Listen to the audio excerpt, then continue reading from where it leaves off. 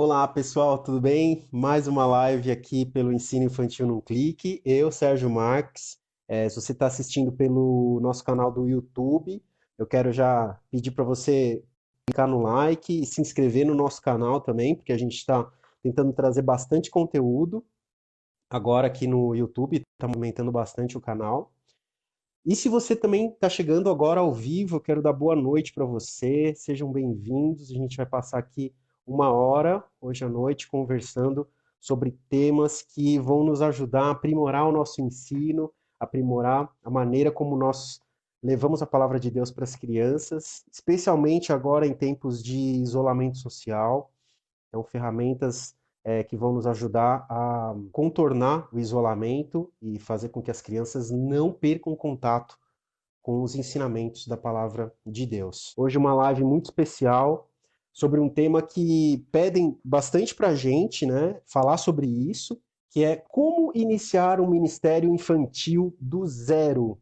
Uma pesquisa do escritor Lionel Hunt, divulgada pelo site da APEC, mostra que 85% dos cristãos entrevistados foram evangelizados quando tinham entre 4 e 14 anos. Vocês conheciam essa pesquisa? 85% dos cristãos foram evangelizados quando tinham entre 4 e 14 anos. O próprio Jesus deixou registrado que para entrar no reino dos céus é necessário que nos tornemos como crianças, lá em Mateus 18:3. Informações como essas sinalizam que ensinar a mensagem de Cristo aos pequeninos pode reverberar de uma maneira que a gente não consegue nem imaginar por toda a eternidade. Porém, o que estamos observando atualmente é um tempo de secularização da igreja. Em tempos de distanciamento social, talvez um dos grupos que mais venha a sofrer as consequências do afastamento de suas igrejas são justamente as crianças. Alberto Azevedo e Flávia Formaggio são líderes da Igreja Batista Ibirapuera, um grupo que se uniu recentemente para iniciar uma comunidade de fé aqui em São Paulo, formada em grande parte por casais jovens e filhos pequenos. Eles são os nossos convidados dessa live para a gente conversar um pouquinho sobre a experiência deles em iniciar um ministério infantil do zero, além dos desafios do ensino religioso nos tempos que nós temos vivido atualmente. Então eu vou mandar aqui o meu convite. Betinho e Flávia, tudo Oi, bem? tudo Boa bom? noite para vocês. Vocês estão bem? Sim, graças a Deus. Tudo bom, Serginho, graças a Deus. Joia. Sejam bem-vindos aí. Muito obrigado por toparem esse convite de participar da live, né? É uma honra para a gente. A gente tem trazido conteúdos aqui para dar suporte, dar ferramentas para igrejas que têm iniciado o Ministério Infantil, que a gente vê que é tão importante, né? Ainda mais nos dias de hoje. E eu tenho certeza que a experiência de vocês pode ajudar a transformar a história de muita gente, de muitas famílias. E Deus abençoe vocês também pelo trabalho que vocês estão fazendo à frente lá da Ibira. E é uma honra estar conversando com vocês nessa noite. Obrigado. O prazer é nosso, a gente que fica agradecido por poder compartilhar um pouquinho e obrigado pelo convite, pela oportunidade. A gente espera que a gente fale aqui só aquilo que Deus tem feito, não o que a gente faz, não, porque a gente não é tão bom assim, não. Mas Deus é bom. E nem tão Amém. experiente assim, né? Legal. Eu queria que justamente vocês começassem, então, apresentando um pouquinho da história de vocês, né? Vocês como um casal tão jovem, né? Já tendo essa experiência de iniciar uma igreja do zero, né? Então, eu queria que vocês contassem aí, resumidamente, para quem está assistindo a gente ou no YouTube ou aqui na live, conhecer um pouquinho da história de vocês. Então, Flávia, Betinho, se apresentem, né? Contem um pouquinho da história e da experiência de vocês em iniciar a igreja aqui no Ibirapuera, em São Paulo. Primeiras damas, né? Não, pode falar você. Bom, então, antes de eu me apresentar, eu vou fazer só um aviso. As duas meninas aqui em casa estão dormindo. Se eventualmente um de nós se ausentar, é por culpa de algum choro, porque só estamos nós aqui em casa. Perfeito. Então, talvez ele precise sair. Tem um especificamente que ainda não está dormindo, está em processo de, então... Não tem problema. Se precisar, é só avisar a gente ou trazer para ela participar aqui também. Bom, mas vamos lá. Bom, eu sou o Alberto, também conhecido como Betinho.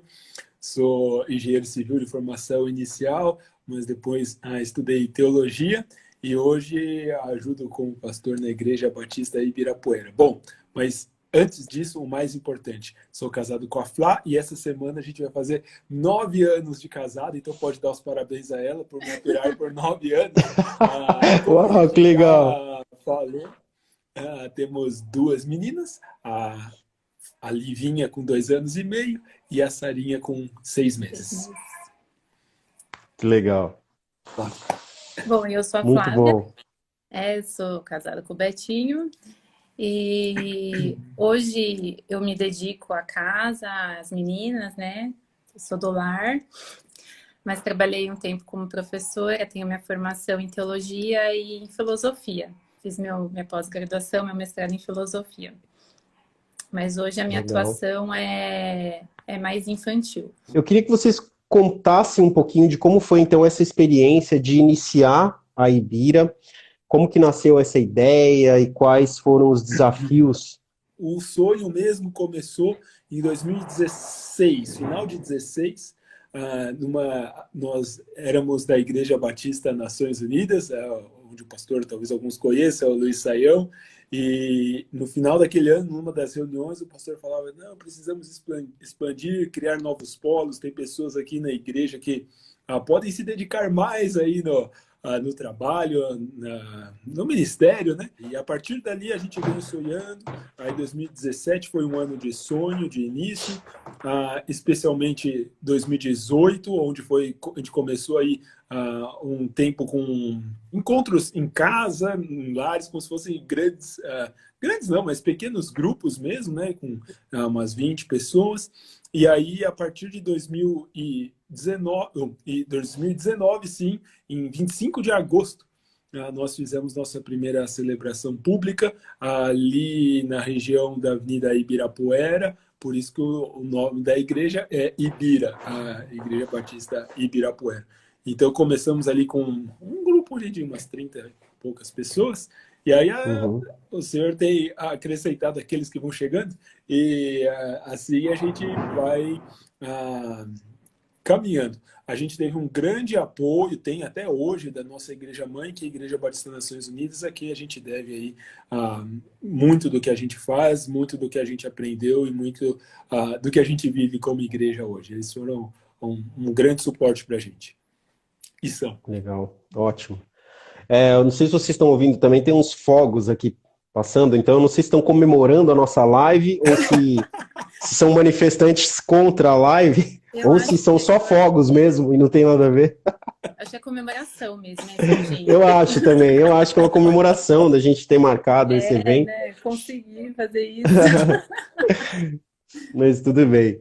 Então, assim, muito legal, e aí eu gostaria de ir agora para o tema do ensino infantil dentro da Ibira, e aí eu gostaria de trazer essas primeiras considerações, né? Qual que é o lugar do ensino infantil dentro de uma comunidade de fé e como que isso pode influenciar a sociedade do nosso tempo? Serginho, eu vou aproveitar 2 coisas que você falou, né, na sua introdução. Primeiro, você tinha comentado que 85%, né, dos cristãos foram evangelizados na infância. Isso é muito importante, né? Porque a gente sabe que a infância ela é uma janela de oportunidade, né? A criança ela é uma terra fértil, é uma esponjinha que está na sua fase de formação de caráter, de personalidade. Então, é justamente na infância que a coisa acontece, né? E isso a gente sabe não de hoje, né? Já há milênios a gente aprende que é na infância que o ensino tem que começar, né? Vide Deuteronômio 6. Tanto para o bem, né, quanto para o mal. A gente vê até a a questão da criança na escola, que desde cedo já está lá aprendendo, até o que ela aprende fora da escola com a televisão, com as telas, enfim, tanto para o bem quanto para o mal, a infância, a criança já vai se moldando, né, para a vida adulta. Uhum. Então, isso realmente é muito importante, e ainda mais na educação cristã, que é o que é a vida da criança, é a alma da criança, é o que determina o seu futuro, né? Então, isso tem uma importância vital. E outra coisa que você falou é quanto à secularização, né? Que você falou da questão de relativizar os valores, viver cada dia como se Deus não existisse, né? De pouquinho em pouquinho. E isso eu também concordo com você, eu acho que isso está muito presente. Como consequência disso, eu vejo que tem implicações diretas, tanto na família quanto na igreja, né? Na família, porque cada vez mais a gente vê uma diminuição da participação da família na evangelização das crianças. Isso por inúmeros motivos, né? Seja porque o tempo é escasso, porque os pais estão trabalhando muito, também porque a mulher hoje já não é tão presente dentro de casa, né? Seja também por falta de instrução ou, enfim, falta de liderança masculina. Tem N fatores, né, que contribuem para isso. Mas o que a gente vê é que, por causa dessa falta de participação dos pais, tem uma terceirização da educação cristã. Então, ou para a igreja ou para a escola, né? Então, os pais querem uma igreja que tenha um ministério infantil, que tenha tudo lá bem estruturado para criança pequena, depois para adolescência, porque quer garantir que a criança está sendo bem instruída. Ou uma escola que seja confessional, para também ter essa certeza de que a criança vai ser educada nos caminhos corretos. Então, tem esse problema da terceirização. Isso é notório, é algo que a gente sabe que acontece, né? Então, hoje o desafio existe sim a importância, né, do ensino infantil, mas a gente também tem a questão da terceirização, que é algo que a gente não quer que aconteça na igreja.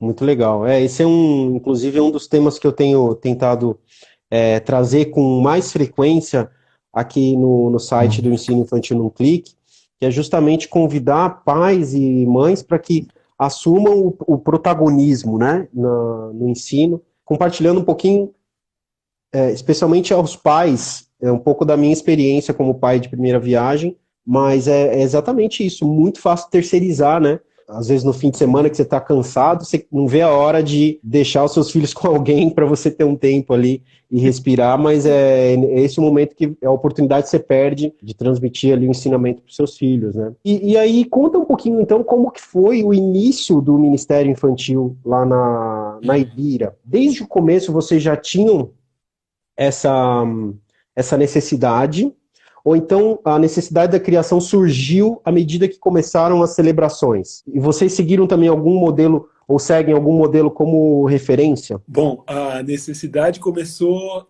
antes de nós iniciarmos as celebrações. Lembro-me num encontro pré-celebração, até que a gente estava decidindo sobre o horário da celebração.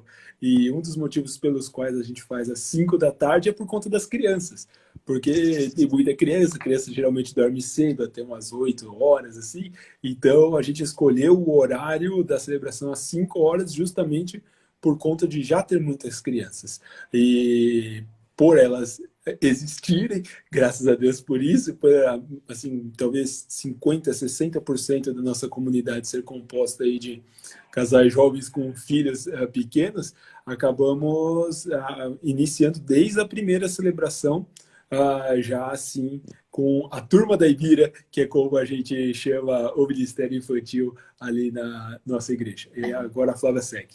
Mas durante o nosso processo, né, antes, né, de começar efetivamente a igreja, nos nossos encontros, né, com os grupos discutindo, né, o que a gente ia fazer, não foi de imediato que a gente definiu que queria ter um ministério infantil, porque havia uma série de questionamentos, né, principalmente entre nós, né, se realmente a gente faria ou não.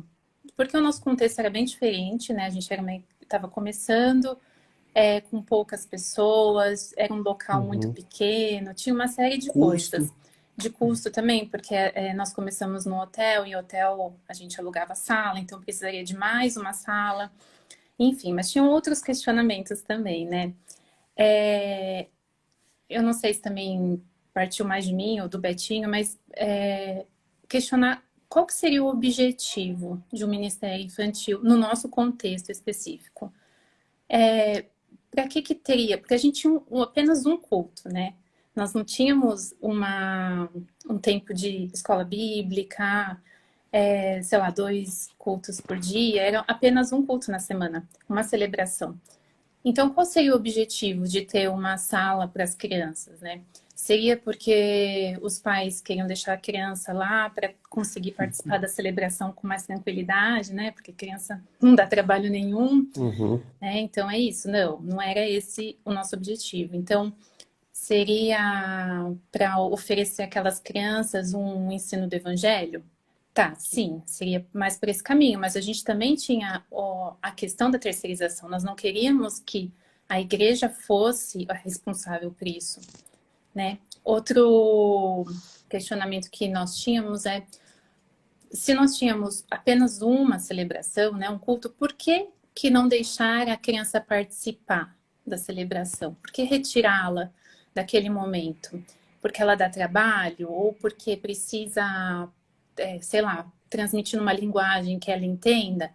E se a gente precisa transmitir aquilo numa linguagem que a criança entenda, o que a gente está transmitindo? Então, precisa definir, então, antes, o que é o culto? O que é a celebração? O culto é a celebração do sacrifício de Cristo em comunhão com os irmãos de fé? Ou o culto é uma escola bíblica? Né? Então, se você tem isso definido, você vai saber o que você vai passar para a criança. Nós acreditamos que aquele momento que nós estamos vivendo não é um momento de sala de ensino bíblico, né? Nós estamos lá para celebrar Cristo, né? Em comunhão com os irmãos. Então, tinha também esse questionamento, porque a criança, se ela sempre for retirada desse momento, ela nunca vai saber o que é o culto, né? E aí vai chegar um momento na adolescência que você quer que ela sente lá quieta e participe, ela não vai participar porque ela nunca foi ensinada a participar daquele momento, né? Então, também tinha esse questionamento. Não foi tão simples assim chegar à conclusão de que a gente faria. Mas aí a gente chegou a algumas conclusões, né? Primeiro que a gente tinha um problema. Havia, sim, a necessidade, né, de ter esse Ministério Infantil porque os pais queriam, né? Inclusive, muitos pais talvez até deixassem de participar por não ter o Ministério Infantil. Então, tinha essa questão. Nós também tínhamos um histórico, né, que a gente já viu de muitas igrejas que acabaram se tornando mais uma reunião de consumidores, né, de pessoas que vinham para a igreja para consumir, né? Eu quero uma igreja que tenha um ministério infantil, eu quero que tenha, sei lá, alguma demanda específica. Então, a gente tinha esse histórico, a gente sabia o que a gente não queria ser, né? Então, tinha o problema, mais um problema, mas mesmo assim nós decidimos fazer. Mas com algumas ressalvas, né? Nós faríamos essa área infantil desde que ela não fosse isolada, né? Não fosse, isso aqui é o Ministério Infantil, mas que tivesse debaixo de uma área muito maior, que seria a área de famílias. Porque não tem como, não é possível existir um Ministério Infantil sem que não haja um trabalho com as famílias. Porque se é isso que a gente quer ensinar, que os pais são os verdadeiros educadores, a missão é deles, que isso é uma tarefa que Deus deu aos pais, a gente não pode tirar isso deles, a gente tem que trabalhar em conjunto. Então, o Ministério Infantil ele tem que ser um auxílio para os pais e não uma substituição. Então, por isso que nós fizemos, mas nós tínhamos o propósito de que fosse algo em conjunto com as famílias, que os pais tivessem participação e junto com os pais a gente oferecesse ferramentas, auxílio para que futuramente isso não fosse necessário, para que o nosso sonho era que os pais fossem tão autônomos nesse sentido que não precisasse mais dos recursos da igreja. Mas isso a gente sabe que é um trabalho de, né, muito, muito, muito tempo. Sim. Você vê que são temas que você levantou, né, Flávio? Que ficam antes até da operação em si, né? Tipo assim, ah, legal, então vamos colocar lá o Ministério Infantil, porque a gente tem que ter e o pessoal tá reclamando, chama 2 ou 3 aí e começa, né? Então, assim, não é assim, né? Antes de você começar, de fato, acho que o primeiro passo, então, é você levantar justamente esses questionamentos que eu acho que tem a ver sobre propósito, né? Por que você faz as coisas do jeito que você faz, como igreja, né? Então, acho que foi muito legal você compartilhar esses pontos que vocês discutiram até chegar à decisão de, ok, legal, vamos ter o Ministério Infantil, vamos começar um trabalho, esse trabalho tem que estar conectado à área de famílias da igreja, então a coisa começa a fazer sentido, né? Dessa Encaixar. maneira, não é isso? Encaixar, né? Não sei se você ainda quer compartilhar mais alguma coisa em cima disso, e aí eu já vou puxar uma outra pergunta aqui, então, a partir do momento que vocês decidiram, então, que seria o caso de iniciar o Ministério Infantil na Ibira, quais foram, então, as grandes dificuldades que vocês encontraram para realizar, colocar a operação funcionando, né? Como a gente começou com um grupo base pequeno, né? Nós não tínhamos ninguém no nosso grupo que fosse, nossa, a pessoa super experiente em Ministério Infantil, que sabia fazer de olho fechado, né? Não, nós tínhamos gente como pais, né? Pessoas que já Uhum. colaboraram na igreja, mas que não tinham uma experiência assim, de longa data. Aí, no caso, Uhum. eu não sei quantos que estão nos ouvindo já participaram de um início de igreja, né? No começo a gente faz de tudo, né? Então, Uhum. a gente canta, a gente trabalha com as crianças, trabalha com família, a gente faz de tudo, né? Não que faça perfeitamente, mas a gente acaba fazendo de tudo porque precisa, né? E no caso, eu acabei ajudando no começo, né, desse trabalho infantil para organizar, sabendo que eu não iria continuar, principalmente porque eu estava grávida, a Sara ia nascer e não ia conseguir me dedicar da mesma forma. Mas nesse Uhum. começo, a gente começou a buscar, eu no caso, comecei a buscar ajuda com algumas pessoas que eu sabia que já tinham mais experiência, fui buscando alguns conselhos até estruturar. E o maior problema que a gente encontrou, na verdade, não foi nem questão de equipe, porque a equipe tinham pessoas muito bem dispostas a ajudar, mesmo sem saber, querendo aprender, saber como que faz. Então, quanto ao Uhum. voluntariado, a gente não teve problema. Mas o problema foi o seguinte: se nós partimos do pressuposto de que o ensino infantil era focado no evangelho, a, tudo aquilo que acontecesse no cultinho infantil tinha que ter como foco o evangelho, tinha que ter como foco a pessoa de Cristo. Então, seja lá a historinha que a criança vai ouvir, a lição, a música, a atividade, tudo tinha que ter esse objetivo.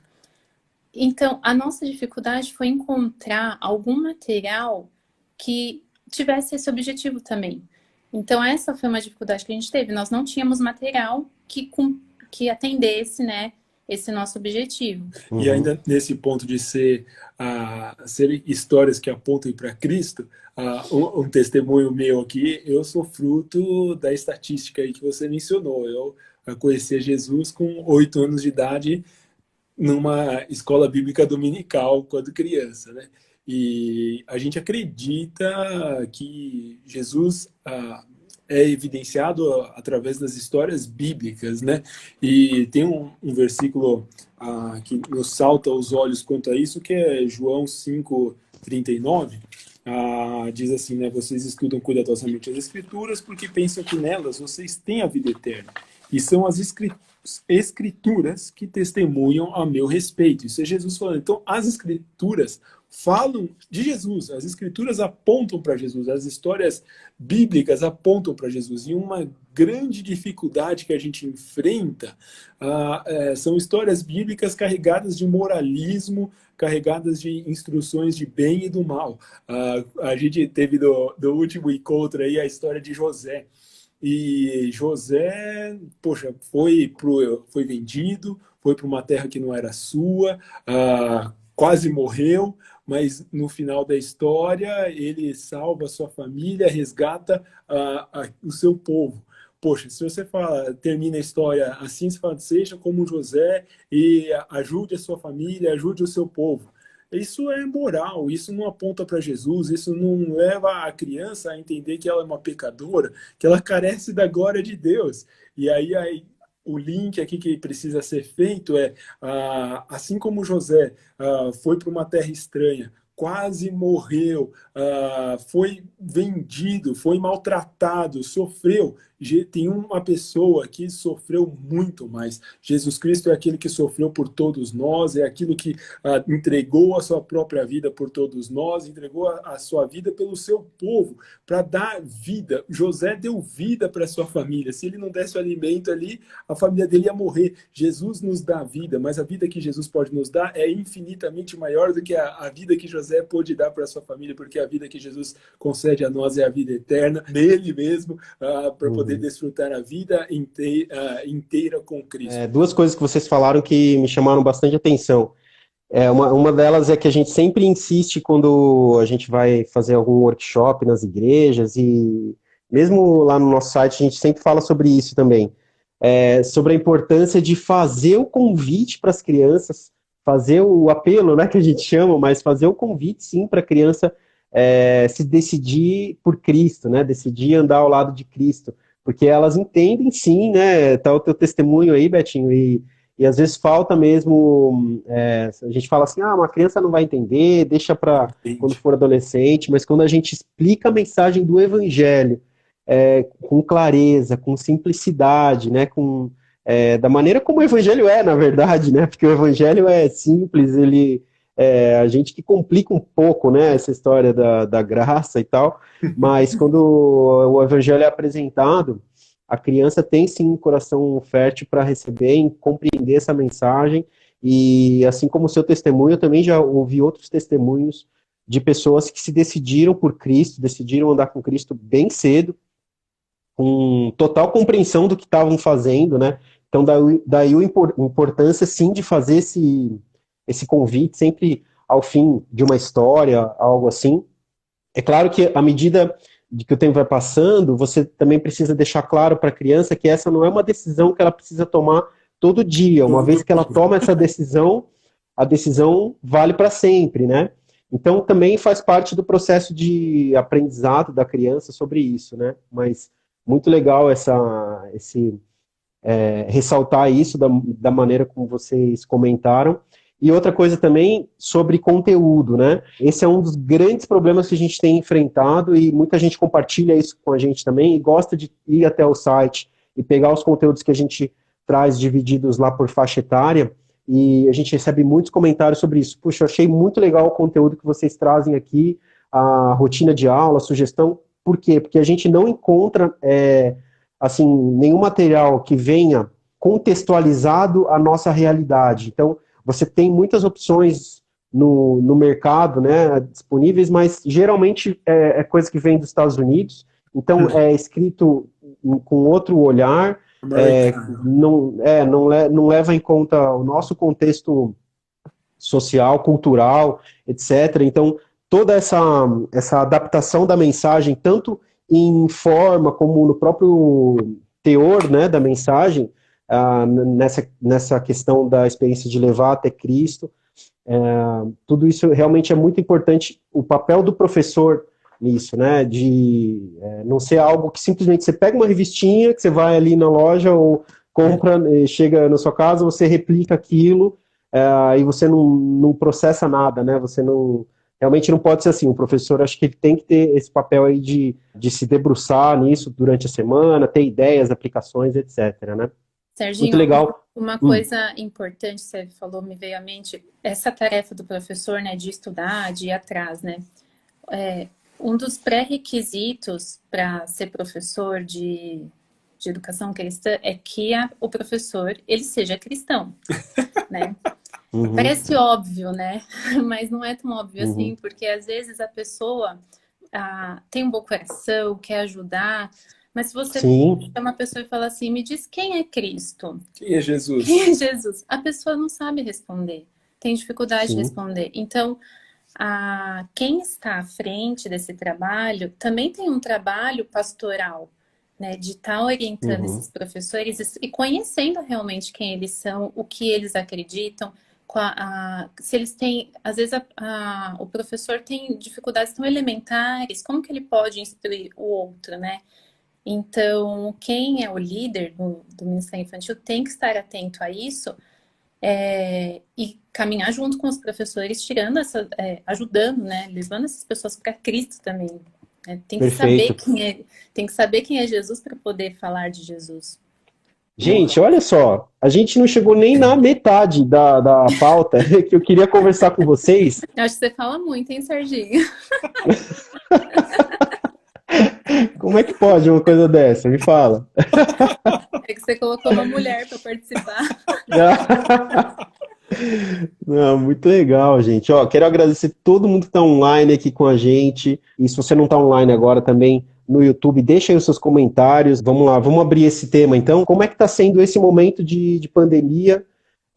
Como que as crianças estão conseguindo se conectar? Como que tem sido a experiência na Ibira? Tá bom, vou dar primeiro um histórico rapidinho. Quando começaram as celebrações online somente, isso foi por volta do dia 18, 19 de março, que foi a nossa primeira celebração online, a gente não sabia exatamente o que viria, o que nos aguardava, né? Então, fizemos ali a primeira celebração meio que como uma igreja pequena, tá tudo começando, meio no improviso, transmitindo ali. Fizemos a primeira transmitindo até do próprio hotel e não pensamos nas crianças, para ser bem sinceros, naquele momento, porque a gente não sabia o que nos aguardava. Mas aí, passadas algumas semanas, as celebrações não poderiam mais ser presenciais, e a gente falou, não, peraí, a gente não pode largar essa turminha, essa turma é muito importante, né? E não pode ficar para trás. Até que a turma da Ibira teve uma ideia, a liderança junto com o André Peloso atualmente, e resolveram fazer encontros via Zoom, ou Jitsi, seja algum aplicativo aí para encontrar as crianças. Claro, como a maioria das nossas crianças ali são de 1, 2, 3, 4 anos, os pais que tomaram a iniciativa. Então, a gente faz hoje, via de regra, a cada 15 dias, os encontros online. Avisamos aí os papais para que eles se programem, e tem sido um tempo muito bacana. A partir desses últimos encontros, contando um pouquinho aqui em casa mesmo, a Lívia já decorou alguns versículos, né? Então a gente toda noite vai lá e a gente começa, qual o versículo dessa semana? Aí ela fala, e o da outra?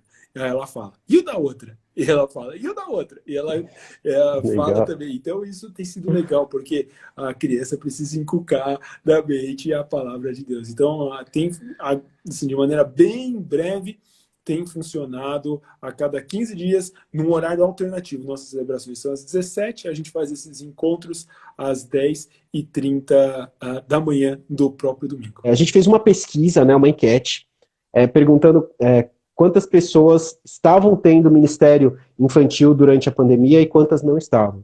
E aí, mais que 50% das pessoas que participaram, foi até que uma amostragem boa da nossa base ali de seguidores aqui do Instagram, mais que 50% não estavam tendo reuniões online com o Ministério Infantil, né? Foi um sinal de alerta pra gente, assim, mais afetados, talvez, com esse tempo de isolamento, acaba sendo essa faixa etária das crianças, porque elas ainda não tiveram formação e base bíblica, vivência em igreja, para entender como é que é o contexto de igreja, né? E aí muitas dessas crianças já estão há 3 meses, e sabe lá quanto tempo ainda, sem o convívio com outras crianças, né? E aí a gente fez um post sobre, então, algumas ferramentas, como que era possível começar a se envolverem online, né? Dando essas dicas de qual plataforma usar, informações sobre cada plataforma, né?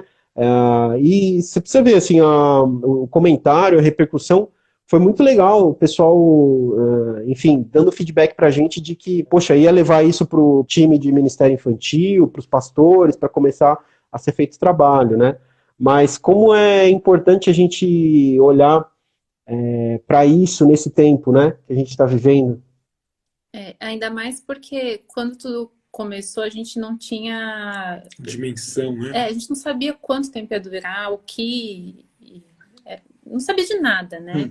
A gente foi Uhum. vivendo até chegar num ponto que percebeu, opa, esse negócio vai mais longe do que a gente imagina, né? Então, alguma coisa tem que ser feita, né? Inclusive, começou com isso que o Betinho falou na live passada, né? Desses encontros quinzenais das crianças, mas recentemente a gente começou a notar outras necessidades, né? Além da necessidade das crianças terem esse contato com as outras, né? Que é muito Uhum. legal, elas ficam felizes de ver os rostinhos, Elas né? adoram. É muito bom, né? Porque elas estão Uhum. sentindo muita falta dos amiguinhos, Sim. né? Das crianças. Então é muito bom. Até porque, pelo menos no nosso contexto, os PGs acontecem à noite, né?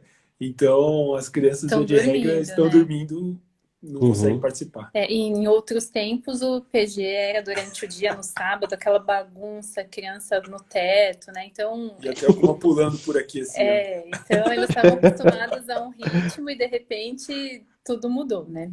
Enfim, Sim. Mas, enfim, né? Aí a gente começou a perceber que o buraco é muito mais embaixo, desdobramentos são né? grandes. E pensando no retorno da igreja, nós vimos, assim, pela experiência tanto de cidades que retornaram aqui no Brasil mesmo e também fora do Brasil, que quando as igrejas voltarem, elas voltarão com muitas restrições, né? Inclusive, em alguns lugares, estão restringindo até a entrada de criança, né? Nós não sabemos como será aqui em São Paulo, né? E pode acontecer de ter uma limitação muito grande que as famílias não consigam ir, outras não poderão ir por serem grupo de risco, enfim, tem várias questões envolvidas.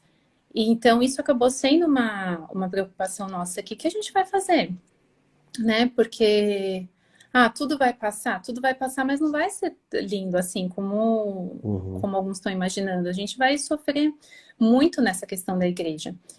E então, talvez assim, tentando olhar o lado bom, né, disso. Talvez essa questão da pandemia tenha sido um motivo para que essa terceirização que acontecia deixasse de acontecer. E aí os pais, eles se encontram com duas alternativas. Ou eles negligenciam totalmente a educação das crianças, ou eles assumem completamente. Né? Não tem um meio termo de, vou terceirizar para porque não tem como terceirizar para uma videoconferência com as crianças. Não tem. Por mais que seja bom a criança estar junto com os outros, ouvir uma história bíblica, ter esse momento é muito pequeno perto do todo, né? Que é a convivência familiar. Então, eu acho que o lado bom da pandemia foi que os pais acendeu, né, o alerta nos pais de que alguma coisa tinha que ser feita dentro de casa. E outra necessidade que a gente, conversando aqui, a gente percebeu é que falta agora nas famílias uma, uma questão das famílias se tornarem realmente igrejas domésticas nesse momento, né? Do pai assumir a liderança espiritual da casa, de acontecerem cultos domésticos, coisa que acho que pouco acontece, né? Pelo menos nós não vemos nessa correria que é a vida de trabalho, de escola, de um monte de coisa, conseguir fazer isso. Então, eu acho que é um momento que os pais, as famílias têm que focar nisso, a igreja tem que incentivar isso, ensinar como isso deve ser feito, acompanhar, porque acho que é uma necessidade vital. Se a criança ela não tem essa convivência na igreja, pelo menos em casa ela vai ter, né, na igreja Uhum. doméstica, e talvez até repensar o formato da igreja futuramente, né? Porque se a igreja institucional terá tantas restrições, né? Quem sabe a gente não muda esses formatos para talvez igrejas nos lares, enfim, acho. Tô pensando aqui a longo prazo, Uhum. né? Coisas que a gente tem que pensar, porque o buraco é muito mais embaixo. E aí, de uma maneira assim, bem pragmática agora aqui, para dar talvez umas dicas. Não vou dizer dica, porque é o que a gente tem feito, não sei se é o melhor, se é o mais adequado, mas pelo menos algum tipo de experiência aí que talvez vale ser considerado. Então, A gente tem feito aí a cada 15 dias encontros online com as crianças, e esses encontros online são, acho que o aplicativo que a gente usa é o Jitsi, né? Que é o que a gente tem usado. E como funcionam esses encontros?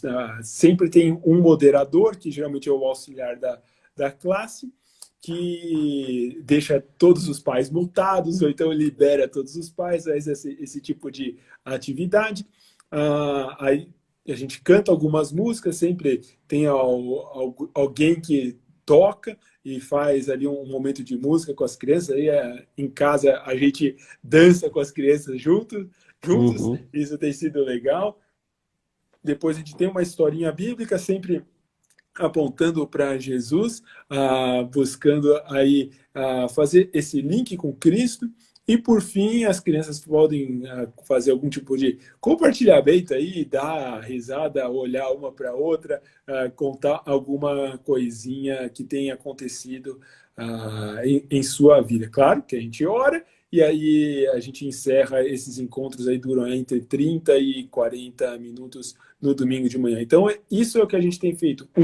E agora dois, que a gente está querendo iniciar, deve iniciar aí a partir ou do próximo domingo ou do outro, fazer a gente tá bolando isso aqui, ainda em fase embrionária, até um spoiler dentro da nossa própria comunidade, que é fazer um esquemazinho de um roteiro para os pais fazerem, não só os pais, mas as famílias como um todo, fazerem pelo menos uma celebraçãozinha, um cultinho doméstico em casa por semana. Então, essa é uma ferramenta que a gente quer proporcionar a todos que estão em nossa comunidade, bem também a todos que eventualmente acessarem as nossas plataformas, podem receber isso sem maiores problemas ou dificuldades. Isso vai ser franqueado a todo mundo. Muito bom, De muito maneira bom. bem pragmática, é isso aí, Serginho.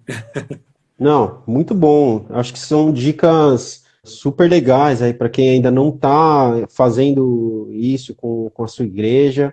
Não pode deixar para lá, tem que começar, não tem jeito.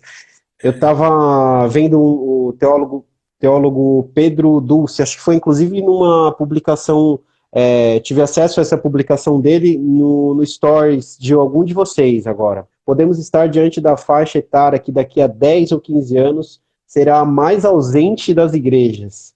E isso também tem a ver com esse tema que eu queria puxar um pouco com vocês, que é uma percepção minha sobre a secularização da igreja que a gente está vivendo, né, o afastamento do nosso ensino religioso e como que a gente tem se esfriado também, como isso dentro da igreja, tá? Não estou nem dizendo fora, mas como que isso pode ainda impactar de maneira que a gente talvez nem tenha visto ainda, né, daqui 10 ou 15 anos, essa geração que já está 3 meses ou 4 meses, enfim, quanto tempo, como você disse, né, Flávio, a gente não sabe ainda quanto tempo, isso para pensar em termos da vida de uma criança, é muita transformação. Eu falo pelos gêmeos, né, eles entraram na quarentena e eles mal sabiam falar. Passaram os 3 meses, agora eu tô tendo embates, negociações com os dois, às vezes eu me pego tendo uma negociação com os dois sobre, sei lá, a hora deles comerem tal coisa. Então é impressionante, assim, como o tempo para eles passa de uma forma diferente, né, e a gente pode sentir os reflexos negativamente aí das crianças que não têm o convívio em igreja, e se a gente não se aproveitar dessas plataformas online, plataformas digitais, para manter os vínculos, né, e as conexões, é complicado, né? O que vocês acham sobre isso? Vai. Olha, Serginho, eu tenho um olhar muito pessimista, né? Depois eu dou contraponto. Eu sou pessimista, o Betinho é o otimista, né? E a gente vai Tá. se equilibrando. Mas eu acredito que a gente não tem muito para onde fugir nessa questão da secularização. Acho que a gente já chegou num ponto que Pior do que tá, não fica? Não, pode ficar pior, sim. Mas num ponto que as crianças, elas já cresceram, elas não têm um parâmetro de comparação. Antes era assim e agora já tá pior, né? Elas já estão tão inseridas nesse meio que algumas coisas que talvez para a gente seja até um absurdo, para elas começam a se tornar muito normais, né? E o que me assusta na igreja, isso não só falando das crianças, falando no geral, né? O que me assusta nesses últimos anos é que esse secularismo entrou de tal forma na igreja que os cristãos, eles estão começando a questionar coisas que são inquestionáveis, né? Então, questões éticas, valores éticos que não deveriam entrar em questão porque deveriam ser absolutos, né? Deveriam ser óbvios para nós e acabam sendo questionados. E isso é muito reflexo, né, do relativismo, do secularismo, né, e que vem desde as escolas, das universidades, da mídia, televisão, enfim, de todas essas Uhum. tecnologias, né? Então, as crianças, elas vão sofrer muito com isso. Se elas não forem extremamente guiadas, né, e talvez até privadas de algumas dessas coisas, elas vão sofrer muito, porque elas são bombardeadas de informação e estímulos, né, para que elas estejam longe da verdade. Então, e ainda mais nessa situação, né, que a gente está vivendo, parece que o negócio dificultou mais ainda. O desafio se tornou muito maior. E então o meu lado pessimista tende a ver que as crianças irão sofrer muito se a gente, se nós, né, como pais, não formos com sangue nos olhos, né, Sim. para blindar essa situação. Mas aí, poxa, se a gente pegar o que a Flávia falou, tem sua valia. Ao lado otimista agora.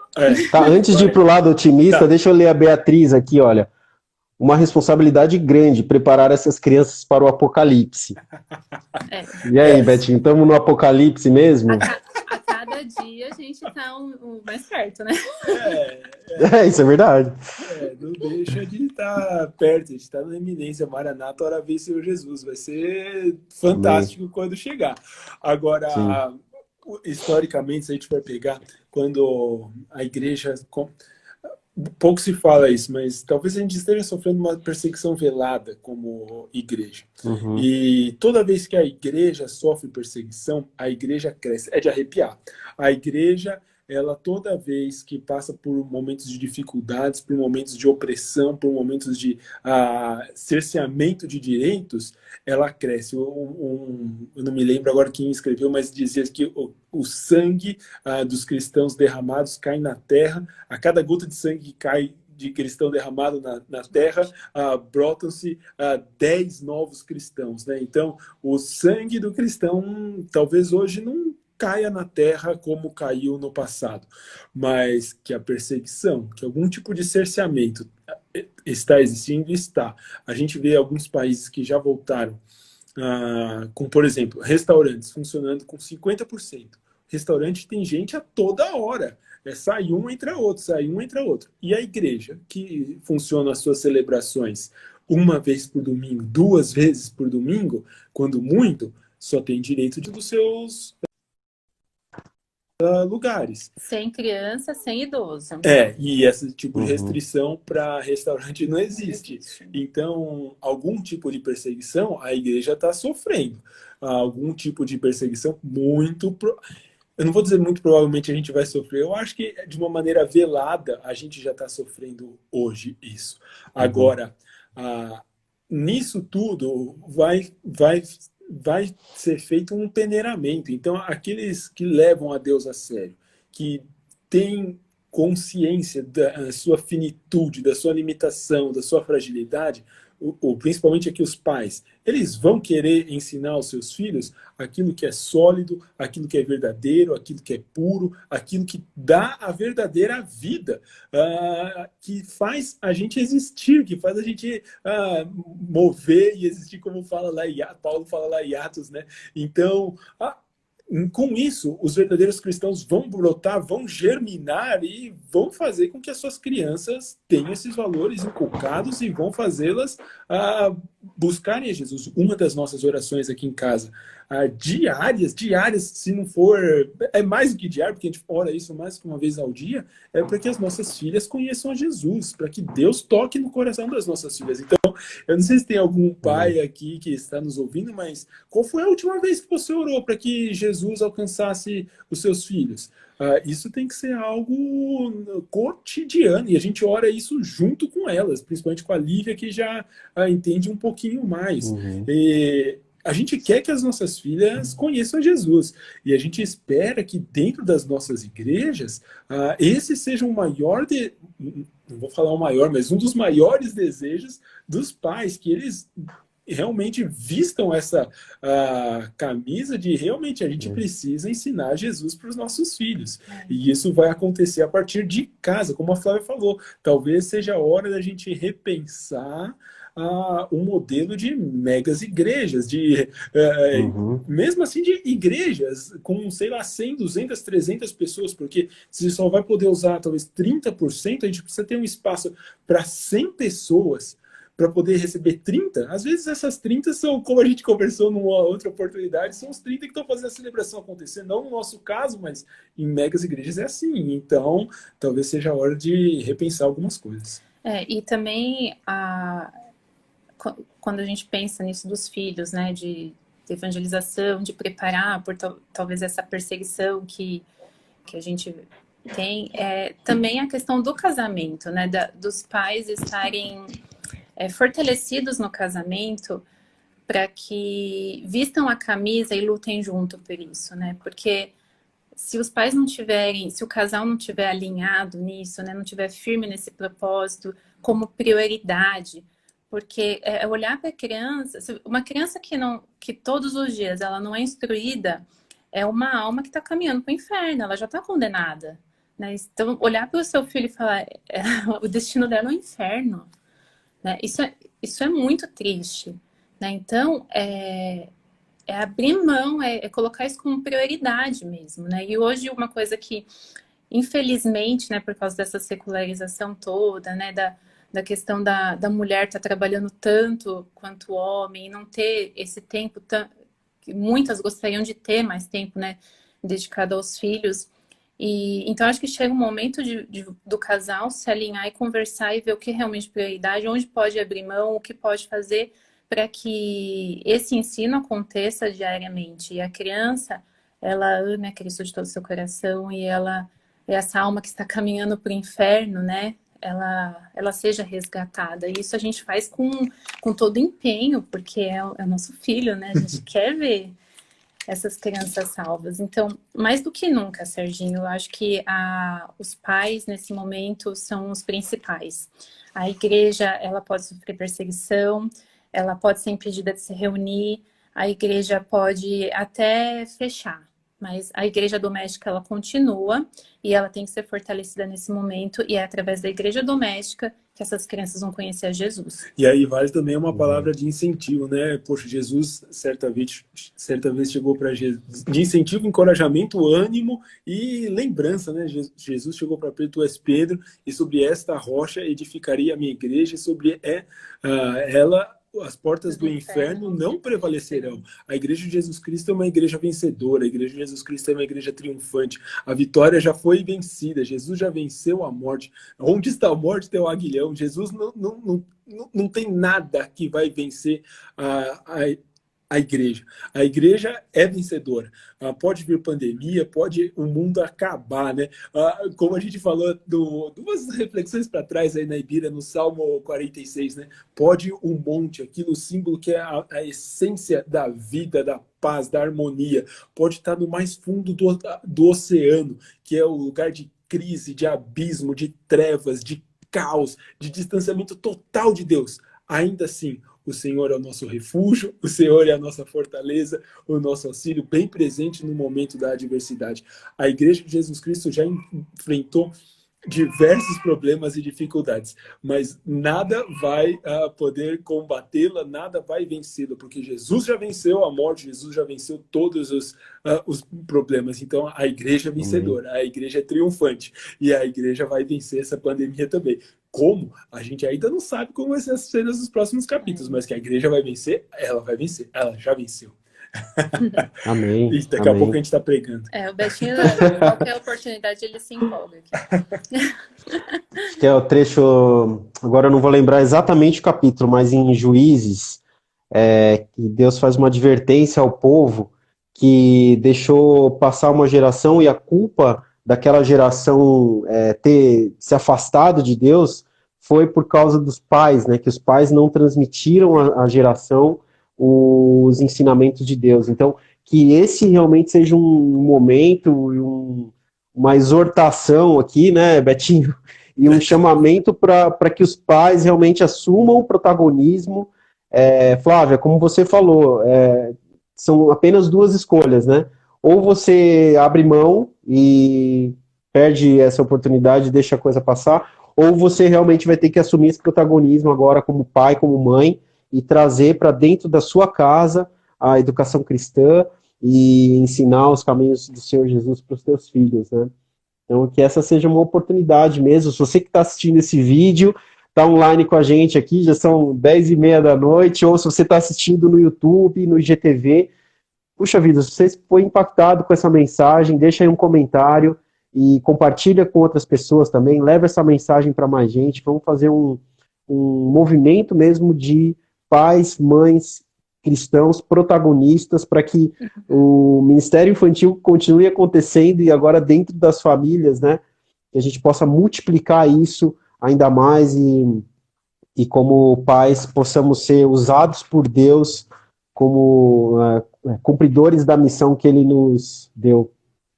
E a É gente isso, não gente? nem só para finalizar, né? Eu quero dar mais.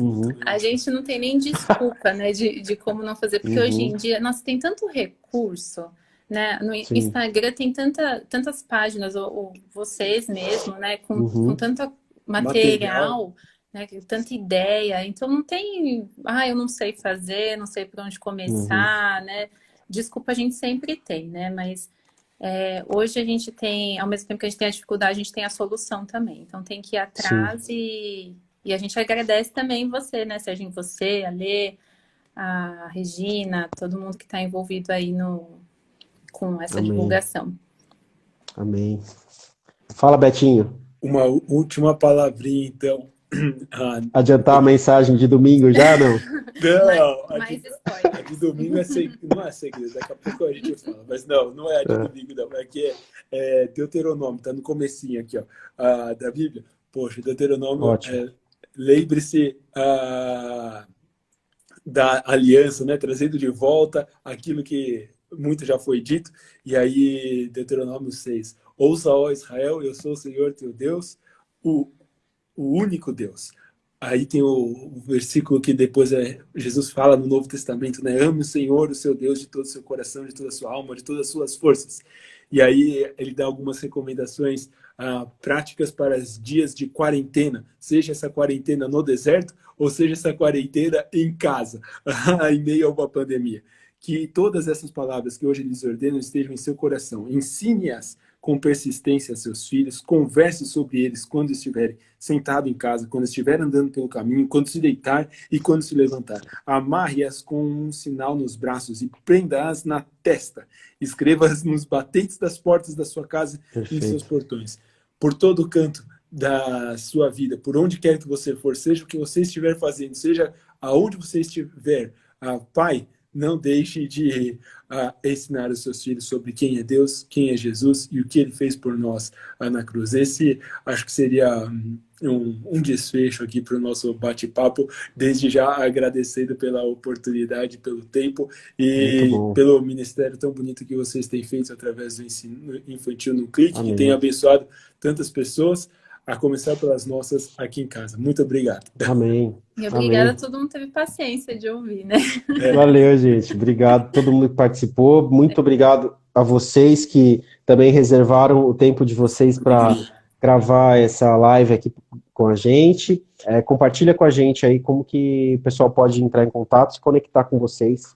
Bom, o da Flá já está aqui, o Instagram dela, participando contigo aí, a Flávia Formaggio. Flá Formaggio. Flá Formaggio. O Alberto Azevedo. E eu acho que o principal aqui nesse caso é da igreja, a Ibira, a igreja. Esse é o nosso o Instagram da nossa comunidade. Agora a Nicole até acabou de colocar aí embaixo, Legal. Tá. ibira.igreja. Se você Uhum. quiser, quem quiser talvez ouvir alguma coisinha do que a gente tem falado, pode jogar no YouTube, é youtube.com/ibiraigreja. E a gente também aí está no Spotify, nos agregadores aí de podcasts do Google, do Android. É só procurar Ibira Igreja. Tem alguma coisinha aí do que a gente tem falado. Quem estiver assistindo pelo YouTube, a gente deixa todos os links aqui na descrição do vídeo, tá bom? Não esquece de deixar seu like, se inscrever no canal do Ensino Infantil num Clique, da Ibira Igreja, e a gente volta em breve com mais lives e mais conteúdos sobre ensino infantil. Beleza, gente? Beleza, obrigada, gente. Obrigado, até mais, até a próxima. Tchau. Boa noite.